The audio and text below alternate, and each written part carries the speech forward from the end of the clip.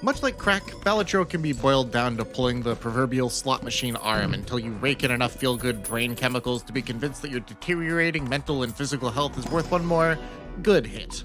That being said, the sheer addictiveness of Balatro is only partially bolstered by the RNG jackpot chasing, with the other factor being that it's an excellently designed game that rewards optimal decision-making with more chances at getting said jackpot, and even suboptimal decision-making with less likely but even more enticing rewards. There's truly no wrong way to play because regardless of your skill, you will eventually get a bonkers run. This sort of gambler's paradise design manifesto is subject to criticism, and fairly so. Beyond the surface-level defense that Balatro is a one-time purchase and asks for no more of your finances, it is a valid concern when a game preys upon our risk-taking instincts both thematically and within the system of play. Countless hours of human productivity have been wasted as a result of going for just one more gold stake attempt. But looking past the video poker aesthetic, Balatro offers an experience more akin to a very beefed-up solitaire. Players really are required to make good decisions to increase their odds of making it through the first 8 antes, and that emphasis on decision-making carries on throughout an entire run, with the chosen deck, randomly filled shops, and special effects of boss blinds factoring into that. The thrill of Balatro also comes from the fact that the optimal decision is not always immediately clear. Randomness is a major factor here, but it works for and against the player in so many ways that it becomes all the more thrilling to take a chance on a play that has no guarantee of working.